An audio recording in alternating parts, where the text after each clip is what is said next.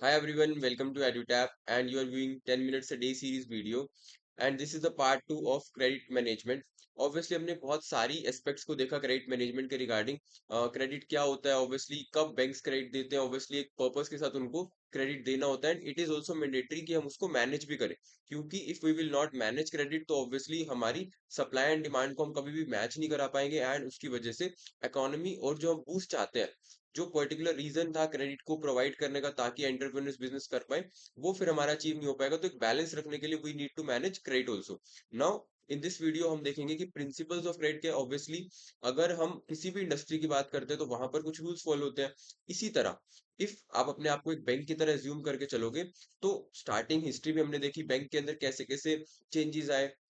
सबसे पहले rich aristocrats होते थे फिर उसके बाद बैंकिंग सिस्टम आया उसके ऊपर रेगुलेशंस आए and now we have a proper banking system जहां पर रूल्स रेगुलेशंस एंड एक प्रॉपर सिस्टम है जिसके थ्रू बैंक्स क्या करते हैं क्रेडिट प्रोवाइड करते हैं तो obviously when we talk about principle of credit ये क्या हो जाएंगे रेलेवेंस क्या है कि बैंक को जब भी लोन प्रोवाइड करना है when they have to give a loan they would be following certain set of rules and certain procedures जिन्हीं को हम क्या बोलते हैं प्रिंसिपल्स ऑफ क्रेडिट अब अगर हम खुद से सोचे कि अगर फॉर एग्जांपल हमारे पास भी कोई पर्सन लोन के लिए आता है या फिर उसको कोई हेल्प चाहिए in the terms of money so definitely हम भी कुछ ना कुछ क्वेश्चंस करेंगे तो जो भी सेट ऑफ क्वेश्चंस बैंक के माइंड में आएंगे जब भी कोई एक बोरोवर उसके पास लोन के लिए आएगा डेफिनेटली वही हमारे क्या बन जाएंगे प्रिंसिपल्स ऑफ क्रेडिट बन जाएंगे तो सबसे पहले जब हम बात करते हैं the first principle is safety of funds obviously bank एक फाइनेंशियल इंस्टीट्यूशन है जो फाइनेंशियल टर्म्स में लोगों की मदद कर रहा है या फिर उनके सरप्लस फंड्स को अपने पास मेंटेन करके रखता है उनको सिक्योरिटी देता है ताकि वो उसके ऊपर एक इंटरेस्ट भी अर्न कर पाए so obviously the first purpose would be कि जहां पर भी किसी भी चाहे वो एक इंडिविजुअल है चाहे वो किसी भी पर्पस के लिए लोन आया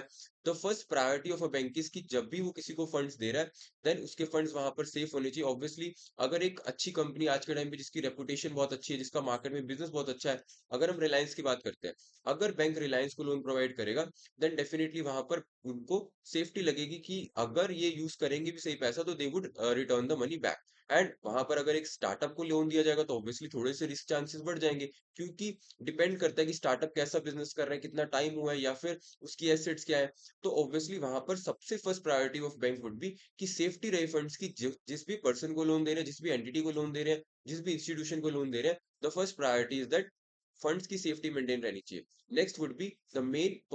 मेन थिंग दैट अब हम भी अगर बैंक के पास लोन लेने जाते हैं तो first thing bank ask is कि आपका पर्पस क्या है अब हो सकता है कि जो सामने वाला borrower है दैट इज कि उसका कोई प्रोडक्टिव पर्पस है उसको कोई बिजनेस करना है कोई एसेट परचेज करनी है अपनी इंडस्ट्री लगानी है फिर कोई फैक्ट्री के लिए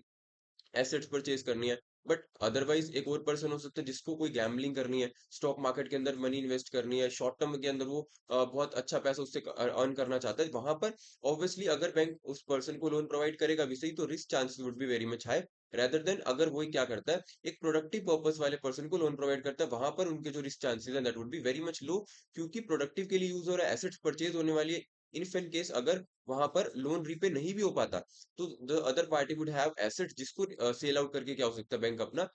फंड्स को रिकवर कर पाएगा next would be the profitability obviously bank एक फाइनेंशियल इंस्टीट्यूशन है it is running to earn profit वो फाइनेंशियल टर्म्स में लोगों की हेल्प कर रहे हैं या फिर उनके मनी को इंटरेस्ट के रूप में वो अर्न कर पाए तो वो उनको होल्ड करके रखता है तो प्रॉफिटेबिलिटी एक बहुत इंपॉर्टेंट फैक्टर है जिसके ऊपर बैंक डिसाइड करेगा कि हमें लोन प्रोवाइड करना है नहीं प्रोवाइड करना है obviously the first two points were very much important जहां पर सेफ्टी देखी जाएगी और पर्पस देखा जाएगा then comes the factor of profitability जहां पर ऑब्वियसली अगर वो किसी सोर्स से जो भी उसको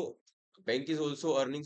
taking some sort of loans from RBI तो वहां पर कुछ इंटरेस्ट पे करना पड़ता है तो ऑब्वियसली बैंक वुड डिसाइड कि जो इंटरेस्ट वो पे कर रहा है आरबीआई को ऑब्वियसली उससे ज्यादा वो क्या चार्ज करेगा लोगों से for providing the loan next would be the liquidity अब हमें पता है कि बैंक के पास ऑलमोस्ट फॉर एग्जांपल बहुत सारे लोग डिपॉजिट करने आते हैं एंड उसी अमाउंट से बैंक क्या करता है आगे लोगों को लोन प्रोवाइड करता है तो liquidity is something which is related to the cash cash present means if for example bank एक ऐसी सिचुएशन भी लेके चलेगा कि अगर बहुत सारे जो कस्टमर्स है बैंक के वो अपना डिपॉजिट जो विड्रॉ कराने आ जाते हैं तो bank should have certain amount of cash कि वो उनको प्रोवाइड भी कर सके ऐसा नहीं है कि अगर बैंक के पास फॉर एग्जांपल आज 10,000 का कैश आया एंड वो 10,000 का 10,000 ही वो क्या कर दे उनको लोन की तरह प्रोवाइड कर दे इससे क्या होगा कि बैंक के पास फॉर एग्जांपल अगर बाय चांस 5,000 के लिए विड्रॉल के लिए कस्टमर्स आ जाते हैं तो how will bank provide them withdrawal तो वो पॉसिबल नहीं हो पाएगा इसलिए बैंक अपनी लिक्विडिटी को भी मेंटेन करके चलता है कि कितने अमाउंट ऑफ लोन उनको प्रोवाइड करना है फ्रॉम द डिपॉजिट जो उनको मिले next would be the security obviously bank एक security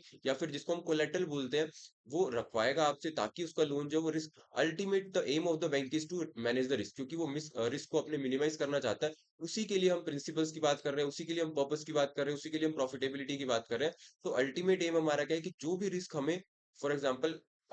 in the process of giving credit होने वाला है, उसको हम मिनिमाइज करना चाहते हैं। तो security also plays a very important role, जहां पर क्या करेगा बैंक, कोलेटरल आपसे रखवाएगा। ऑब्वियसली वो हाई वैल्यू आइटम होगी जिसको इन केस अगर आप प्रिंसिपल नहीं पे करते हो, इंटरेस्ट नहीं पे करते हो, तो बैंक उस चीज को सेल आउट करके अपने जो भी फंड्स जो आपको प्रोवाइड किए गए थे उनको वो क्या कर सके, रिकवर कर सके। सो security is a very important thing. Next आता है रिस्क स्प्रेड। ऑब्वियसली जब हमने स्टार्ट यही किया था कि हमारा एम क्या बीइंग अ बैंक, कि हम चाहते हैं कि हम अपने रिस्क को क्या कर पाए, मैनेज कर पाए, उसको मिटिगेट कर पाए, उसको सोल्व आउट कर पाए। ऑल्दो 100% रिस्क डिक्रीज नहीं हो सकता, बट हम उसका जो इम्पैक्ट है उसको क्या कर सकते हैं, मिनिमाइज कर सकते हैं। तो रिस्क स्प्रेड से बैंक क्या करना चाहता है, ऑब्वियसली वो कभी भी एक ऐसी इंडस्ट्री को लोन नहीं देगा। हमने इन्वेस्टमेंट से रिलेटेड हर बार एक चीज कोट भी सुना है, never keep your all eggs in the same basket.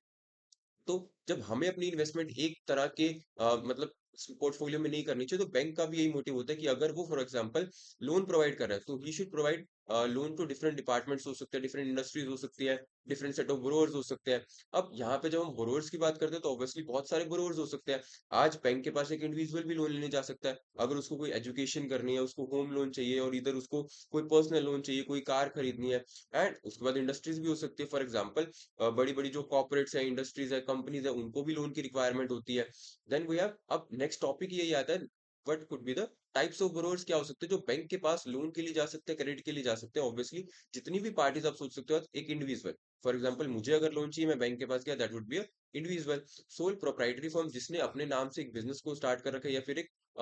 Soul owner है वो एंटिटी का, that would be sole proprietary firm. Then कुछ हमारी ओल्ड फैमिलीज है जिनके बिजनेस चल रहे हैं, फैमिली के नाम पे वो बिजनेस रजिस्टर्ड है, that would be Hindu undivided family. Then अगर आप एक कंपनी फॉर्म करते हो and you are the only owner of that company, तो 1 पर्सन कंपनी हो जाएगी। Then you can form partnership with your partners, then limited liability partnerships. Then you have joint venture, जो एक स्पेशल पर्पस व्हीकल के through create की जाती है। Then we all know private and public companies, statutory corporations, trust, real estate investment trust होती है, cooperative societies, clubs and association. तो ये डिफरेंट टाइप्स ऑफ एंटिटीज है जो हम क्रिएट करते हैं, ये सभी पर्सन की कैटेगरी में आती है। बट जस्ट ये कि सबकी अलग अलग करेक्टरिस्टिक्स से, अलग अलग ट्रेड्स है, तो हम इनको क्लासिफाई करते हैं। लोकल अथॉरिटीज हो सकती है, इंस्टीट्यूशन हो सकती है, गवर्नमेंट डिपार्टमेंट हो सकते हैं। एंड सभी के लिए आपके पास एक्ट्स है जो इनको ये बताते हैं कि हर एक की क्या रूल्स एंड रेगुलेशन उन पे लगने वाली है, कैसे वो फॉर्म होती है। तो सबके लिए फॉर एग्जांपल पार्टनरशिप एक्ट, हमने सबने सुना है कि partnership act 1932। Then we have LLP act. Then we have Hindu undivided family के ऊपर हिंदू सक्सेशन एक्ट लगता है। एंड इंडिविजुअल के ऊपर कॉन्ट्रैक्ट एक्ट लगता है। और and you also know companies act की अगर हम बात करते हैं, तो जितनी भी कंपनीज आपकी फॉर्म होती है, किस टाइप की कंपनी होगी, क्या उस पर रूल्स रेगुलेशन लगेंगे, that is under companies act 2013। तो ऑब्वियसली ये चीजें आपको एक बार ध्यान रखनी है कि कितने टाइप्स ऑफ बोरोवर्स आपके हो सकते हैं। दीज आर जस्ट पर्सन, उसको हमने क्लासिफाई कर रखा है according to the trades and characteristics. And इनके ऊपर फिर सेपरेट एक्ट्स लगता है, लॉज अवेलेबल एप्लीकेबल होते हैं, जिनके अंडर इनके लिए रिलेटेड गाइडलाइंस, इनके रिलेटेड प्रोसीजर, सारी चीजें जो कंडीशंस है वो यहाँ पर मेंशन्ड होती है। So this was the video. And आपके लिए कंसेप्ट चेक का question, the concept of risk spread as a principle of credit lending likely refers to, क्या इसमें हम रिस्क स्प्रेड में हम क्या करना चाहते हैं। ऑब्वियसली हमने रिस्क स्प्रेड को बहुत अच्छे से डिस्कस भी किया कि रिस्क स्प्रेड के अंदर बैंक क्या करना चाहते हैं, अपने रिस्क को मैनेज करना चाहते हैं। तो ऑब्वियसली वो किसी भी एक इंडस्ट्री स्पेसिफिक होकर लोन नहीं देगा, वो डिफरेंट सेट ऑफ बोरोवर्स रखेगा, बहुत सारे अलग अलग बोरोवर्स, बहुत सारे अलग अलग पर्पस के लिए लोन देगा। जरूरी नहीं है कि अगर एक बैंक एस्टेब्लिश हुआ है तो वो सिर्फ और सिर्फ एजुकेशन लोन ही देगा, क्योंकि वहां पर हो सकता है कि एक सेट ऑफ पर्पस के साथ ही अगर आप लोन दे रहे हो, तो आपका रिस्क जो है वो बहुत मैक्सिमम हो सकता है। वो एग्रीकल्चर सेक्टर के लिए भी लोन देगा, एजुकेशन के लिए भी, होम लोन भी, पर्सनल लोन भी, साथ ही साथ वो बोरोवर इंडिविजुअल को भी लोन देगा। और इधर वो डिफरेंट सेट ऑफ कंपनीज, चाहे वो कोऑपरेटिव सोसाइटीज है, तो अलग अलग इंडस्ट्री, अलग अलग स्पेसिफिक पर्पस के अकॉर्डिंग वो लोन देगा। जस्ट कि हम अपने रिस्क को क्या कर सके, मिनिमाइज कर सके। Lending to a wide variety of customers across different sectors to diversify risk, हम चार्ज करना चाहते हैं यूनिफॉर्म इंटरेस्ट रेट, या फिर लिमिट करना चाहते हैं टोटल अमाउंट ऑफ लोन्स जो हम डिस्बर्स कर रहे हैं, या फिर हमारा फोकस है lending operations on single high growth industry के साथ हम फोकस करना चाहते हैं। तो दिस इज अ क्वेश्चन, आप लोग इसका आंसर चैट बॉक्स में कर सकते हो। So thank you so much for watching the video.